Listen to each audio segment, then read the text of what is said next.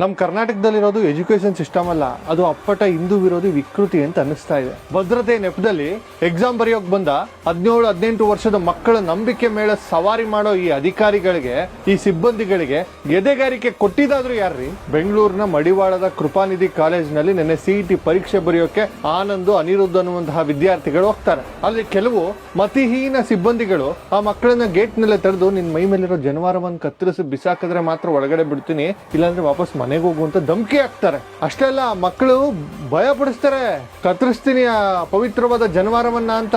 ಪಾಪ ಅವರು ಇನ್ನೇನು ಎಕ್ಸಾಮ್ಗೆ 1 ವರ್ಷವಿಡೀ ತಯಾರಾಗಿದ್ದೀನಿ, ಬೇರೆ ದಾರಿ ಇಲ್ಲ ಅಂತೇಳಿ ಅದನ್ನ ಬಿಚ್ಚಿಟ್ಟು ಇಟ್ಬಿಟ್ಟು ಹೋಗ್ತಾರೆ. ಏನ್ರಿ ನಿಮ್ ಭದ್ರತೆ? 3 ಎಳೆಯ ಹತ್ತಿಯ ದಾರದಲ್ಲಿ ಯಾವನಾದ್ರೂ ಮೈಕ್ರೋ ಚಿಪ್ ಫಿಟ್ ಮಾಡ್ತಾನ? ಇಲ್ಲ ಆ ದಾರದಲ್ಲಿ ಬ್ಲೂಟೂತ್ ಏನಾದ್ರೂ ಇತ್ತ? ಮಹಾಜ್ಞಾನಿಗಳಲ್ವ ನೀವು? ಮೆಟಲ್ ಡಿಟೆಕ್ಟರ್ ಇಟ್ಕೊಂಡು ಏನು ಪೂಜೆ ಮಾಡಕ್ ಇಟ್ಕೊಂಡಿದ್ದೀರಾ?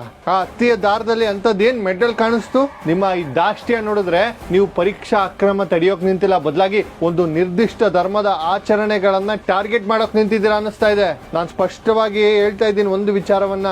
ಒಂದು ಸಾರಿ ನಿಮ್ಮದೇ ರೂಲ್ಸ್ ಬುಕ್ ಅನ್ನ ತೆಗೆದು ಓದಿ. ಸ್ಮಾರ್ಟ್ ವಾಚ್ ಬ್ಯಾನ್ ಮಾಡಿದ್ದೀರಿ, ಎಲೆಕ್ಟ್ರಾನಿಕ್ ಗ್ಯಾಡ್ಜೆಟ್ ಬ್ಯಾನ್ ಮಾಡಿದ್ದೀರಿ, ದಪ್ಪ ಆಭರಣಗಳನ್ನ ಬ್ಯಾನ್ ಮಾಡಿದ್ದೀರಿ, ಸರಿ. ಆದ್ರೆ ಯಾವ ನಿಯಮಗಳಲ್ಲಿ ಜನವಾರವನ್ನ ಕತ್ತರಿಸಿ, ತಾಳಿ ಮಂಗಲಸೂತ್ರವನ್ನ ಕತ್ತರಿಸಿ ಅಂತ ಬರ್ದಿದ್ದೀರಾ? ಯಾವನೋ ಒಬ್ಬ ದಡ್ಡ ಸಿಬ್ಬಂದಿ ಮಾಡೋ ಇಂತ ಹುಚ್ಚಾಟಗಳಿಗೆ ಆಡಳಿತ ಮಂಡಳಿ ಹೊಣೆಗಾರಿಕೆ ಬರ್ಬೇಕಾಗತ್ತೆ, ನೆನ್ಪಿರ್ಲಿ. ಶಿವಮೊಗ್ಗ, ಬೀದರ್ನಲ್ಲಿ ಕಳೆದ ವರ್ಷ ಇದೇ ರಾದಂತ ಆದಾಗ ಸರ್ಕಾರ ಸುಮ್ಮನೆ ಕೂತಿತ್ತು.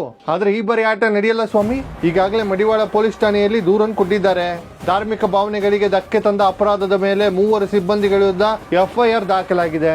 ಇಷ್ಟಾದ್ರೆ ಸಾಲದು, ಒಗ್ಗಟ್ಟು ಪ್ರದರ್ಶನ ಮಾಡಿ ಈಗ ಬ್ರಾಹ್ಮಣ ಮುಖಂಡರು ಬನ್ನಿ ಎಲ್ಲ ಹೋಗೋಣ. ಭಾರತದ ಸಂವಿಧಾನದ ಆರ್ಟಿಕಲ್ 25 ಪ್ರತಿಯೊಬ್ಬನಿಗೂ ತನ್ನ ಧರ್ಮವನ್ನ ಪಾಲಿಸುವಂತಹ ಹಕ್ಕನ್ನ ಕೊಟ್ಟಿದೆ. ಅದನ್ನು ಕಸಿದುಕೊಳ್ಳುವ ಅಧಿಕಾರ ಯಾವಪ್ಪನ ಸ್ವತ್ತು ಇಲ್ಲ. ಕೊಡ್ಬೇಕಿತ್ತು ಅವನ ಕಪಾಲಕ್ಕೆ 4 ಯಾರು ಅವ್ನು ಕಟ್ ಮಾಡಿಸ್ತೀನಿ ಅನ್ನೋದು ಬಿಚ್ಬಾ ಅನ್ನೋದು ಅವ್ನು ಯಾರೇ ಅವ್ನು ಹೇಳಕ್ಕೆ? ಶಿಕ್ಷಣ ಸಚಿವರೇ, ಕೇವಲ 3 ಮೇಲೆ FIR ಆದ್ರೆ ಸಾಲದು ಸ್ವಾಮಿ. ಇಂಥ ಹೇಯ ಕೃತಿಯ ಎಸಗಿದವನ್ನ ಕ್ಷಣದಲ್ಲೇ ಸಸ್ಪೆಂಡ್ ಮಾಡಿ ಜೈಲ್ ಕಟ್ಟಿ. ಮುಂದೆ ಯಾವನೊಬ್ಬ ಸಿಬ್ಬಂದಿಯು ಮಕ್ಕಳ ನಂಬಿಕೆಗಳ ಮೇಲೆ ಕೈ ಇಡಲು ನಡಗಬೇಕು. ಈ ರೀತಿಯ ಆದೇಶ ಹೊರಡಿಸಿ ಈ ವಿಡಿಯೋ ಪ್ರತಿಯೊಬ್ಬ ಅಧಿಕಾರಿಯ ಮೊಬೈಲ್ಗೂ ತಲುಪಬೇಕೋ ನೀವು ತಲುಪಿಸ್ತೀರಿ. ನಿಮ್ಮ ಧ್ವನಿ ಎತ್ತಿ ಶೇರ್ ಮಾಡಿ. ಅನ್ಯಾಯದ ವಿರುದ್ಧ ಪ್ರಶ್ನಿಸೋದನ್ನ ನಿಲ್ಲಿಸಬೇಡಿ. ನಮಗೆ ನಮ್ಮ ಧರ್ಮವೇ ಮುಖ್ಯ ಅನ್ನೋದನ್ನ ಸಾಬೀತು.